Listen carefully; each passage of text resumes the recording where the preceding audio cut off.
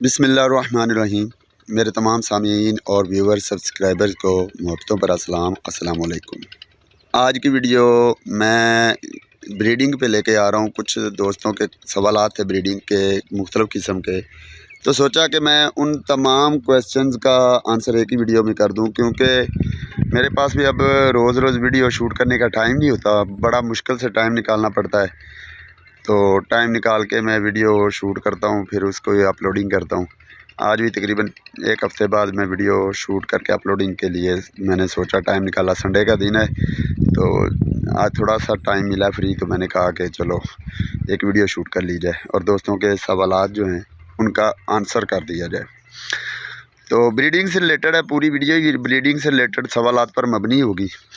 तो पहला क्वेश्चन एक था ब्रीडिंग से रिलेटेड के अगर हमने खून मिक्स करना हो, ब्लड मिक्स करना हो, मतलब मुझे दो मुर्गे हैं मैंने सेलेक्ट किए।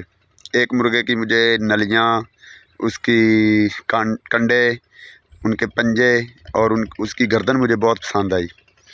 और एक दूसरा परिंदा है जिसके मुझे आँख बहुत पसंद आई, उसके मुझे पल्ले पसंद आए, उसकी मजबूती पसंद आई। मतलब दो मुर्गों में अलग अलग क्वालिटीज़ पसंद आई। एक मुर्गे में जो क्वालिटियाँ नहीं हैं वो दूसरे में पाई जाती हैं। तो अब मैं चाहता हूं कि उन दोनों की खसूसियात की अगली नस्ल में मुंतकिल कर सकूं, तो मैं मिक्स करना चाहता हूं ताकि आने वाली नस्ल में दोनों तरह की खसूसियात हों, दोनों मुर्गों की खसूसियात पाई जाएँ, जो अच्छी खसूसियात है, कमज़ोरियाँ ना पाई जाएँ उनकी। तो इसके लिए मुझे ब्लड कैसे मिक्स करना है, तो इंटरेस्टिंग है। पिछले दिनों अहमद भाई इस्लामाबाद वाले मैं उनको बहुत लाइक करता हूँ, बहुत माने हुए तजर्बाकार भाई हैं, अहमद भाई उस्ताद हैं। तो उन्होंने ये पॉइंट उठाया था अपने फेसबुक पेज पे। अहमद भाई का फेसबुक पेज जो है लसानी असील रावलपिंडी फेसबुक पे, उन्होंने पॉइंट उठाया था। उनसे किसी ने क्वेश्चन पूछा था कि मैंने अपने मुर्गे को एक मुर्गी को दो मुर्गों के साथ लगा दिया है, दो मुर्गों का खून मिक्स करने के लिए। अगले टाइम एक मुर्गी जो है एक मुर्गे के साथ होती है, पिछले टाइम वही मुर्गी दूसरे मुर्गे के साथ मैं क्रॉसिंग करवाता हूँ, तो इस तरह अंडे में दोनों का जर्म्स जो हैं या क्रोमोसोम्स पाए जाएंगे, इस तरह खसूसियात मिक्स हो जाएंगी। तो बहरहाल वेरी फ़नी, ऐसा नहीं होता। जो साइंस के लोग हैं वो तो बआसानी समझ जाएंगे, लेकिन जिन्हें साइंस का इतना नहीं पता उनको मैं बआसानी आसान लफ्ज़ों में समझाने के लिए मैं ये कहूँगा कि एक वक्त में एक नुतफ़ा ठहरता है, एक वक्त में एक ही नुतफ़ा ठहरता है। चाहे कोई भी, जो मुर्गियों परिंदों की बात नहीं, ये इंसानों में भी ऐसा ही है कि एक वक्त में एक नुतफ़ा ठहर गया, उसके बाद दूसरा नुतफ़ा नहीं ठहरना जब तक वो नुतफ़ा कायम है। और अब परिंदों में क्या होता है, एक नुतफ़ा ठहरे तो उसमें अंडों की कोई मखसूस तादाद होती है कि उस नुतफ़े के ठहरने के बाद अंडे 4 फर्टाइल हों, 5 फर्टाइल आ जाएँ। ये एक मुर्गी से दूसरी मुर्गी तक खसूसियात मुख्तलिफ होती हैं। कुछ मुर्गियाँ होती हैं जो एक क्रॉसिंग के साथ 4 से 5 अंडे सिर्फ देती हैं फर्टाइल, और कुछ मुर्गियाँ ऐसी भी होती हैं जो एक दफ़ा क्रॉसिंग होने के बाद पूरी झोल जो है फर्टाइल एग देती है। अब जहाँ तक उसने फर्टाइल एग देने होते हैं वहाँ तक कोई और मुर्गा जितना मर्ज़ी क्रॉस कर ले, उसकी खसूसियात अंडों में आने वाली नहीं है। ये बेसिक टिप है। तो लिहाजा अगर आपने सुबह टाइम क्रॉस करवाया, उसका नुतफ़ा उस मुर्गे का ठहर गया, तो अब पिछले टाइम आप तरह तरह के मुर्गे लगाते रहें, अगले 2-3 दिन तक लगाते रहें, उन मुर्गों का कोई रोल नहीं होगा उस ब्रीडिंग में। तो अब सवाल यहाँ पे ये भी पैदा होता है कि हम रोज़ाना फिर क्रॉस ही क्यों करवाते हैं, तो हमें कन्फर्म नहीं होता कि नुतफ़ा ठहरा है नहीं ठहरा है, हमें कन्फर्म नहीं होता। इसलिए एक मुर्गे को रोज़ हम क्रॉस करवाते हैं कन्फर्मेशन के लिए, लेकिन अगर ठहरा हुआ है तो फिर दूसरे मुर्गे की खसूसियात नहीं आएंगी, और अगर नहीं वो नुतफ़ा ठहरा तो फिर पहले की खसूसियात नहीं आएंगी, दूसरे की आ जाएंगी। ये है बुनियादी डिफरेंस। अब सवाल तो वहीं का वहीं अधूरा रह गया कि फिर हम करें क्या, करना है तो करें क्या। क्या हम ऐसा कर सकते हैं कि 4 दिन पहले एक मुर्गे को लगाया, जहाँ से इनफर्टाइल एग शुरू हुए दूसरे को लगा? तो ऐसा भी नहीं कर सकते, क्योंकि पहले 4 अंडे उस मुर्गे के रहेंगे, टोटल खसूसियात उस मुर्गे की, और बाद वाले जब इनफर्टाइल मुर्गे अंडे आने थे उस वक्त से दूसरे ने फर्टिलिटी डाली, तो दूसरे की खसूसियात आएंगी, उसमें पहले वाले का रोल ख़त्म हो गया।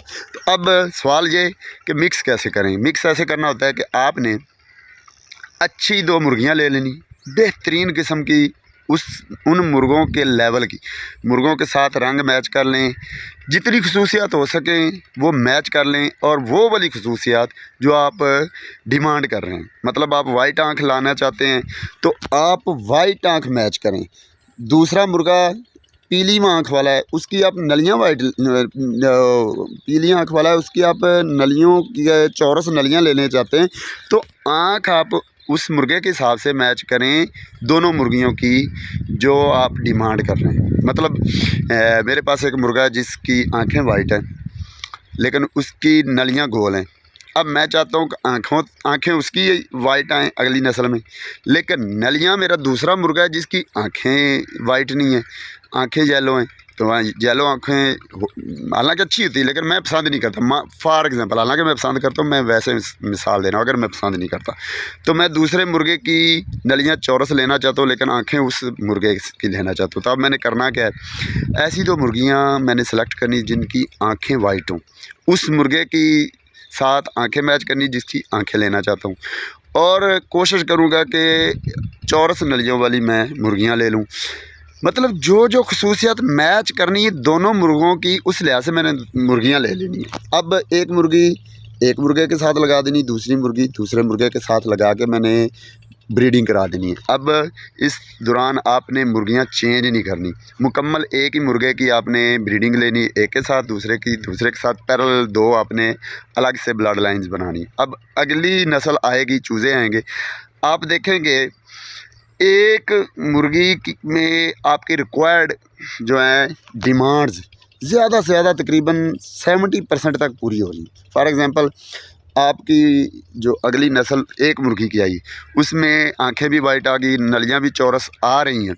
जब जवान हो तब बचपन में मतलब चूज़ों की तो चौरस नलियाँ नहीं पता चलती, जब बड़े पट्ठे होंगे तो चौरस पता चलेगा। गर्दन भी आपकी आ, लेकिन पल्ले नहीं आए। दूसरी मुर्गी है, उसमें भी कुछ ऐसी सिचुएशन है। तो आपने क्या करना है, जिन चूज़ियों में ज़्यादा से ज़्यादा आपकी रिक्वायर्ड खसूसियात आ रही हैं, एक तरफ से वो ले लेनी है।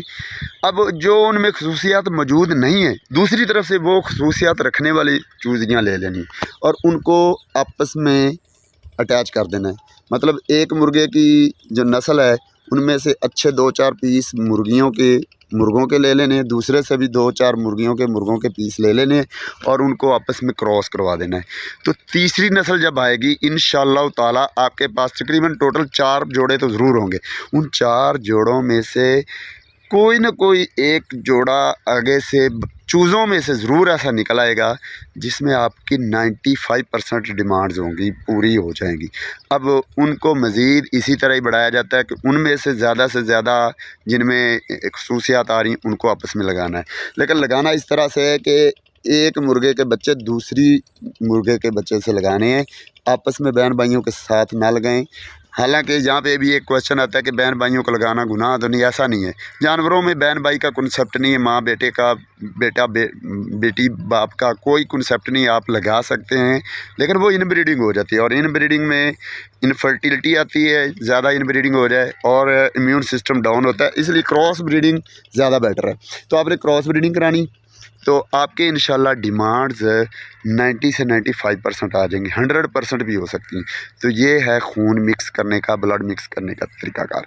अब दूसरा क्वेश्चन यहाँ पे ये भी आता है कि जो मैं आंसर कर भी चुका हूँ कि क्या बहन भाइयों का आपस में जोड़ा लगाना गुनाह है, या माँ का बेटी के साथ क्रॉसिंग कराना, माँ का बेटे के साथ और बाप का बेटी के साथ क्रॉसिंग करवाना, मुर्गा है वो अपनी ही बेटी है उसकी मुर्गी उसके साथ जोड़ा लगाना गुनाह है, ऐसा नहीं है। जानवरों में बहन भाइयों का, रिश्तेदारों का महरम ना महरम का कॉन्सेप्ट नहीं है, इस्लाम में नहीं। अल्हम्दुलिल्लाह सुम्मा अल्हम्दुलिल्लाह, मैं इस्लाम को समझने वाला हूँ, मैं इस्लाम को समझता हूँ। तो जानवरों में ये चीज़ें नहीं पाई जाती महरम ना महरम वाली, तो इसलिए आप लगा सकते हैं। इसको इनब्रीडिंग कहते हैं। तो इनब्रीडिंग के भी कुछ मकासद होते हैं, खसूसियात लेने के लिए हमें इनब्रीडिंग भी करवानी पड़ती है, लेकिन कोशिश किया करें कि इनब्रीडिंग से बचें, क्योंकि इनब्रीडिंग में क्या होगा कि जब बार बार इनब्रीडिंग होगी, आपने बाप को बेटी के साथ लगाया या बहन भाइयों को आपस में जोड़ा लगाया, अगली नस्ल में फिर बहन भाइयों को जोड़ा लगाया, तीसरी नस्ल में पक्की बात है उनमें नक्स आएंगे, मसाइल आएंगे, उनमें आर्जे आएंगे, मतलब टांगों से वीक होंगे या बेनाई आँखों की कम होगी या उनके जिस्म जो है फूला हुआ होगा, इम्यूनिटी कम होगी, फर्टिलिटी नहीं आएगी अंडे की, जब वो अंडे देंगे तो उनमें फर्टिलिटी, ऐसे मसाइल आएंगे। तो इन मसाइल से बचने के लिए क्रॉस ब्रीडिंग करवाते रहा करें।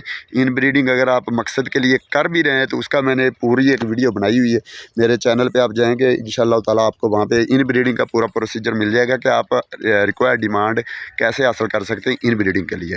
तो ये भी क्वेश्चन क्लियर हो गया। अब कुछ क्वेश्चन आते हैं कि मेरा मुर्गा क्रॉस नहीं कर रहा, उस पर भी मेरी वीडियोज़ लातादाद आ चुकी हैं। मुर्गी क्रॉस नहीं हो रही, मुर्गी अंडे नहीं दे रही, मुर्गी की झोल में चर्बी है, चर्बी कैसे निकालूं, मुर्गी क्रॉस होती है अंडे नहीं देती, क्रॉस करने नहीं देती, मुर्गा मारता है। इन सारी मसाइल पे मैंने ऑलरेडी वीडियो बनाई हुई है, मेरी एक पूरी प्लेलिस्ट है ब्रीडिंग के ऊपर, तो आप वहाँ जाएं, आपको वो रिक्वायर्ड वीडियोज़ मिल जाएंगी।